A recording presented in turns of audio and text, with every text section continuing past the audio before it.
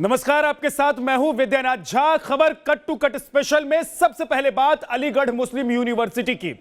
PM Modi के AMU के मेहमान बनने पर आखिर किसे हो रही है परेशानी? दरअसल प्रधानमंत्री नरेंद्र मोदी 22 दिसंबर को अलीगढ़ मुस्लिम विश्वविद्यालय के शताब्दी समारोह में मुख्य अतिथि होंगे। यहां पीएम छात्रों को ऑनलाइन संबोधित करेंगे, लेकिन पीएम के कार्यक्रम का विरोध शुरू हो गया है।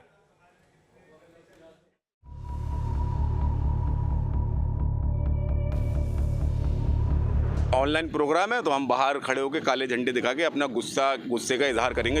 प्रधानमंत्री मोदी एएमयू के मेहमान तो कौन परेशान? सारे अलुमनाई अलीगढ़ यूनिवर्सिटी के इस फैसले के खिलाफ हैं। सुना आपने, बुरा लगता है ना जब देश के प्रधानमंत्री के लिए इस तरह के शब्दों का इस्तेमाल होता है। एक बार फिर सुनिए। अलीगढ़ मुस्लिम यूनिवर्सिटी के वाइस चांसलर साहब तारिक मंसूर साहब ने नरेंद्र मोदी जी को यहाँ पर इनवाइट किया है, उनकी मुखालफत हम लोग करेंगे। दोबारा सुनिए। बुरा लगा ना? ज्यादातर लोगों को लगेगा इस बात से नहीं कि देश के पीएम का विरोध हो रहा है, इस बात के लिए कि विरोध के पीछे खास एजेंडा दिख रहा है।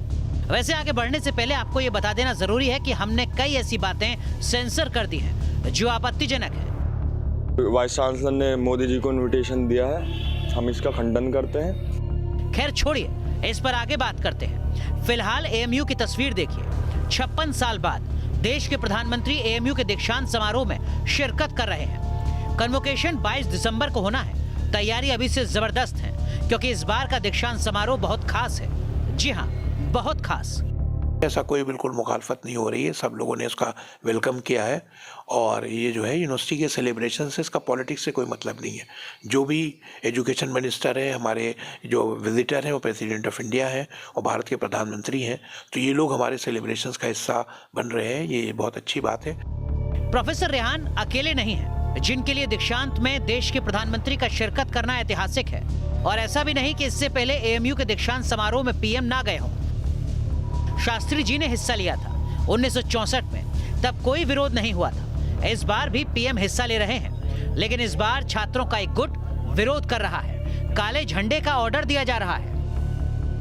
ऑनलाइन प्रोग्राम है तो हम बाहर खड़े होकर काले झंडे दिखा के अपना गुस्से का इजहार करेंगे। टोन से समझ में आ गया होगा आपको कि विरोध के पीछे की मंशा क्या है। इस तरह की मंशा ही सबसे बड़ी चुनौती एएमयू और स्थानीय प्रशासन के लिए है। लिहाजा निपटने की तैयारी भी बहुत जबरदस्त है। बहुत अच्छी खबर हमारे लिए ये है कि honourable prime minister of India Shri Narendra Modi ji ये चीफ गेस्ट होंगे, मेहमान खुसूसी होंगे इस सेंटेनरी सेलिब्रेशन में। और इनके साथ शिरकत करेंगे union education minister Shri Ramesh Pokhriyal Nishank साहब। और ये वाया वीडियो लिंक होगा और दिसंबर 22 को ये इसमें इनकी शिरकत होगी प्रोग्राम में। एएमयू पिछले कुछ वक्त से लगातार विवाद, विरोध, प्रदर्शन की धुरी बना हुआ है। जिन्ना की तस्वीर को लेकर उठा विवाद आप भूले नहीं होंगे। सीएए के दौरान का बेतरतीब प्रोटेस्ट और उसे लेकर उठे विवाद सबको याद है। लेकिन यहाँ तक तो बात समझ में आती है, प्रधानमंत्री के किसी कार्यक्रम में शामिल होने भर से विरोध हो, तब विरोध की मंशा पर सवाल खड़े होते हैं। वैसे आपको एक जानकारी और दे दें, पीएम मोदी के साथ समारोह में शिक्षा मंत्री भी शिरकत करेंगे। Team news nation. पूरे देश को हिला देने वाला हाथरस कांड तो आपको याद होगा। उस हाथरस कांड की आड़ में यूपी में दंगा भड़काने की साजिश की गई। पीएफआई के 5 सदस्य यूपी एसटीएफ की गिरफ्त में आए। अब पूछताछ में पीएफआई पर बड़े खुलासे हो रहे हैं। न्यूज़ नेशन ने पीएफआई की साजिश पर ग्राउंड पर उतरकर पूरी पड़ताल की है।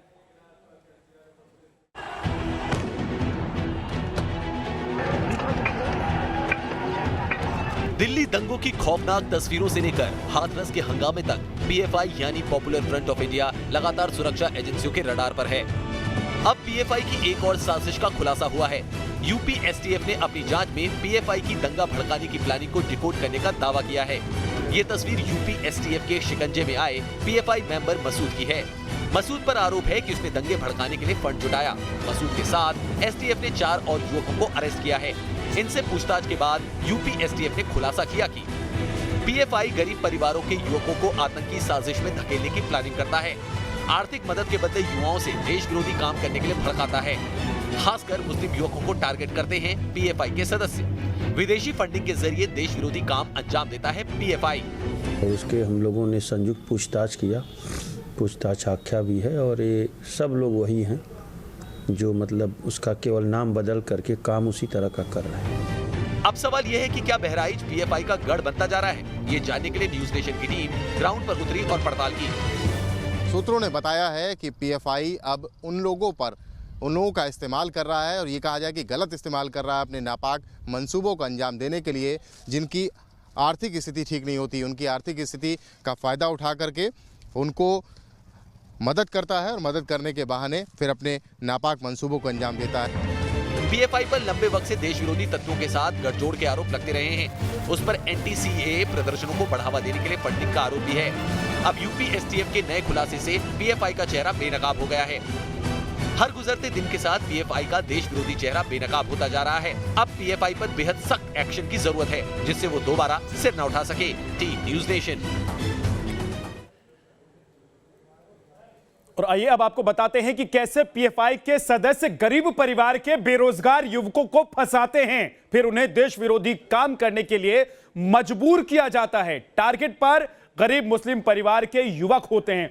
एक एक कर समझिए कैसे यह साजिश रची जाती है। देखिए, गरीब परिवार के जो मुस्लिम युवक हैं वो इनके टारगेट पर होते हैं। सैकड़ों युवकों पर 5 से 6 हजार हर महीने खर्च किया जाता है। गरीब परिवार को नौकरी का लालच दिया जाता है, यानी कि उन्हें विश्वास में लिया जाता है। पढ़ाई का खर्च उठाकर भरोसा जीता जाता है। जी हां, पढ़ाई का खर्च भी देते हैं। वक्त आने पर इमोशनल ब्लैकमेल किया जाता है, और इसी तरीके से इस पूरी साजिश को अंजाम दिया जाता है। दंगा भड़काने के लिए युवकों को उकसाया जाता है, यानी कि पहले पैसा देकर विश्वास जीतते हैं, भरोसा जीतते हैं, इमोशनल कार्ड खेलते हैं, और फिर दंगा भड़काने के लिए उन्हीं युवकों का इस्तेमाल किया जाता है, और वो युवक मजबूर हो जाते हैं ऐसा करने के लिए। आगे बढ़ते हैं, अब बात भारत के मिसाइल पावर की करते हैं। पिछले कुछ महीनों से भारत अपनी किलर मिसाइलों के ताबड़तोड़ परीक्षण से दुश्मन देशों को दहला रहा है। ओडिशा के बालासोर में डीआरडीओ ने पृथ्वी 2 बैलिस्टिक का सफल परीक्षण कर पाकिस्तान और चीन जैसे दुश्मन मुल्कों को सख्त चेतावनी दी है कि अगर हिंद पर निगाहें तरेरी तो उस पर अग्निबाण से ऐसा वार होगा कि खाक में मिल जाएगा।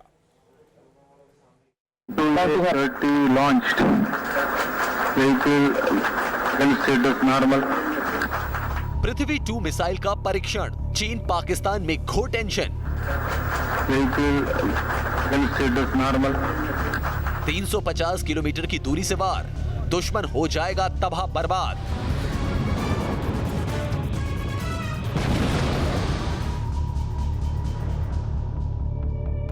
हिंद का एटमी बाण शत्रुओं का होगा सर्वनाश। पिछले कुछ वक्त से हिंदुस्तान जिस तरह अपनी घातक मिसाइलों को और मारक बना रहा है, उन्हें धार दे रहा है, उससे इस्लामाबाद से लेकर बीजिंग तक खलबली मची हुई है। चीन और पाकिस्तान के दिलों से इन मिसाइलों का डर निकला भी नहीं था कि हिंद के एक और बारूदी प्रहार से दुश्मन थर्रा उठा। दुश्मन की नींद काफूर करने वाले इस विध्वंसक का नाम है पृथ्वी 2 बैलिस्टिक मिसाइल। दुश्मनों का काल पृथ्वी 2 मिसाइल। ओडिशा के बालासोर में डीआरडीओ ने परमाणु क्षमता वाले 2 पृथ्वी 2 बैलिस्टिक मिसाइल का सफल नाइट परीक्षण किया। इस मिसाइल को एक मोबाइल लॉन्चर से दागा गया। पृथ्वी 2 मिसाइल को डीआरडीओ ने स्वदेशी तकनीक से विकसित किया है। 1 महीने के अंदर पृथ्वी 2 मिसाइल का ये दूसरा परीक्षण है। इससे पहले 20 नवंबर को भी ओडिशा तट से पृथ्वी 2 का नाइट परीक्षण किया गया। बैलिस्टिक मिसाइल पृथ्वी 2 सतह से सतह पर मार करने में सक्षम है और न्यूक्लियर पावर से लैस है। इसकी मारक क्षमता 350 किलोमीटर है। ये 500 से 1000 किलोग्राम भार तक वॉरहेड को ले जा सकती है। इसमें तरल ईंधन वाले 2 इंजन लगाए गए हैं। पृथ्वी अग्नि का प्रहार, दुश्मनों में चीख पुकार।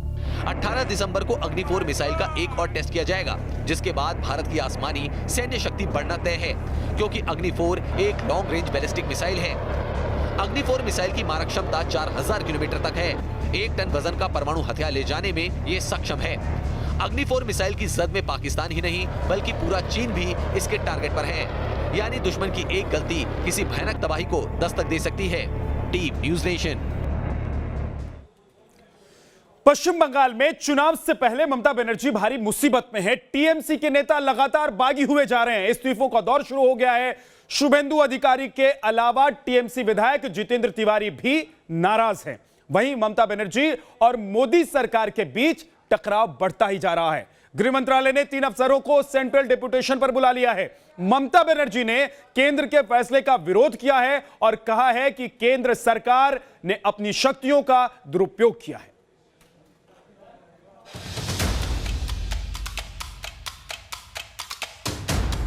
बंगाल में दीदी को बड़ा झटका देगी बीजेपी।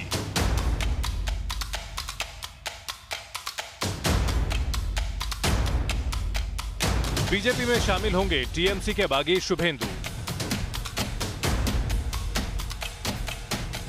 पश्चिम बंगाल विधानसभा चुनाव से पहले सूबे की मुख्यमंत्री ममता बनर्जी की मुश्किलें बढ़ती जा रही हैं।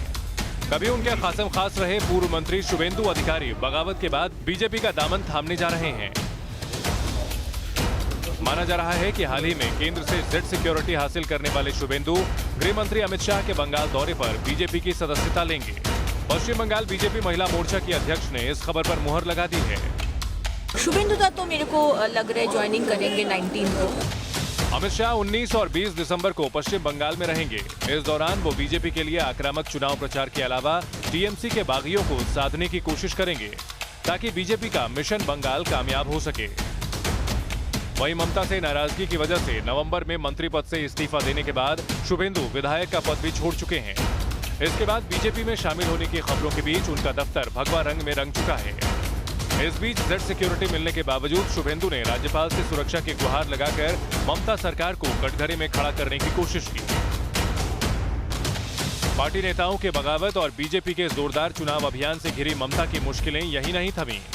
बीजेपी की शिकायत पर चुनाव आयोग की टीम हालात का जायजा लेने बंगाल पहुंच चुकी है, जो राजनीतिक हिंसा और बंगाल पुलिस पर लग रहे आरोपों की भी पड़ताल करेगी।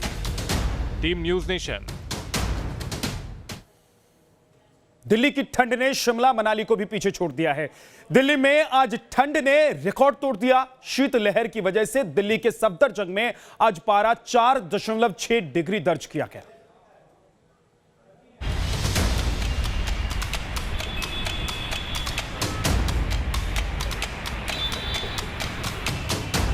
भारी बर्फबारी, ठंड हाहाकारी, दिसंबर झांकी, प्रचंड ठंड बाकी।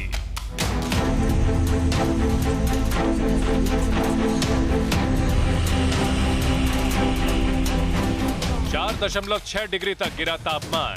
दिल्ली वाले हुए परेशान। दिल्ली में हर गुजरता दिन और सर्द होता जा रहा है। सोमवार से दिल्ली में ऐसी सर्द हवा दाखिल हुई है जिससे पारा लगातार गिरता जा रहा है। दिल्ली में मानो ठंड सारे रिकॉर्ड तोड़ने पर आमादा है। दिल्ली के सफदरजंग में पारा 4.6 डिग्री दर्ज किया गया है। मौसम विभाग के मुताबिक पंजाब, हरियाणा, दिल्ली और राजस्थान में अगले 2 दिनों तक शीतलहर का प्रकोप बना रह सकता है। इसके अलावा मौसम विभाग ने अगले 4 दिनों में तमिलनाडु, पुडुचेरी और केरल में बारिश का अनुमान जारी किया है। मैदानी इलाकों में जहां शीतलहर ने कहर बरपा दिया है, वहीं पहाड़ों पर बर्फबारी ने पारा माइनस में पहुंचा दिया है। श्रीनगर में पारा -6.4 डिग्री तक गिर गया है। वहीं गुलमर्ग में पारा -11 डिग्री तक पहुंच गया है। मौसम विभाग के मुताबिक 22 दिसंबर तक बर्फबारी का अनुमान है। श्रीनगर में पारा गिरने से डल झील जमने लगी है। हालांकि सैलानी वादी कश्मीर में जोरदार ठंड का जमकर लुत्फ ले रहे हैं। इसी ठंड का मजा लेने के लिए टूरिस्ट जो है देश के विभिन्न हिस्सों से कश्मीर पहुंचे हैं। यहाँ का जो मौसम है पता नहीं, मेरे को बहुत मज़ा आ रहा है। यहाँ का जो मौसम है बहुत अच्छा लगा। यहाँ एंजॉय करने में बहुत मज़ा आ रहा है। बर्फ़ चारों तरफ बर्फ़ ही बर्फ़ है। आज रात जो है टेम्परेचर इस सीज़न का सबसे कम हुआ है और उसी को एंजॉय करने के लिए टूरिस्ट कश्मीर का रुख कर रहे हैं। वीडियो जर्नलिस्ट मोहम्मद यूनुस के साथ Idris loan, news nation, Srinagar.